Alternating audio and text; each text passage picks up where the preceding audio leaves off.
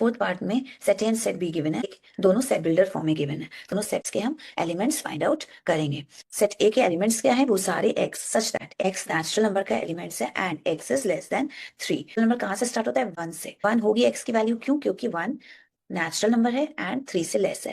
2 भी एक्स की वैल्यू होगी, क्यों, क्योंकि 2 नेचुरल नंबर है एंड 3 से लेस है। 3 होगी एक्स की वैल्यू, 3 भी तो नेचुरल नंबर है, बट क्या 3 से लेस है, नहीं, 3 तो 3 के इक्वल है, इसलिए हम 3 एक्स की वैल्यू कंसिडर नहीं करेंगे। तो हमारी एक्स की दो वैल्यू निकल के आ गई, 1 एंड 2। तो सेट ए के एलिमेंट्स हो जाएंगे 1 2। सेट बी के एलिमेंट्स फाइंड आउट करते हैं। सेट बी के एलिमेंट्स हैं सारे y such that y square minus 3y plus 2 equals to 0। ये इक्वेशन गिवन है, इससे हम y की वैल्यू फाइंड आउट करेंगे। एक क्वाड्रेटिक इक्वेशन है, इसको सॉल्व करने पे y की वैल्यू, y की दो वैल्यूज मिलेगी। सबसे पहले इसको स्टैंडर्ड फॉर्म में लिख देते हैं। तो हम ऐसे दो इंटीजर्स फाइंड आउट करेंगे।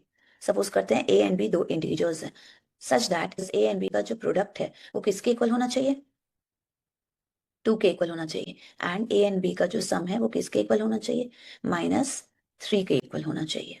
मिल गए हमें दो इंटीजर्स, -2 एंड -1। क्यों, देखिए -2 एंड -1 का जब हम प्रोडक्ट कर रहे हैं तो वो 2 आ रहा है, ये 2 ही तो हमें चाहिए था। सिमिलरली -2 एंड -1 का जो हम सम कर रहे हैं तो वो किसके इक्वल है, -3 के इक्वल है। तो -3 यही तो हमें चाहिए था। तो हमें दो इंटीजर्स पता चल गए, -2 एंड -1। अब इस -3 के प्लेस पे हम क्या लिखेंगे, -2 प्लस -1 लिख देंगे, -2 -1 एंड y बाहर हो जाएगा, +2 इक्वल्स टू 0। ना इस y को ब्रैकेट के अंदर ले आएंगे। अब -2 इंटू y कितना होगा, -2y।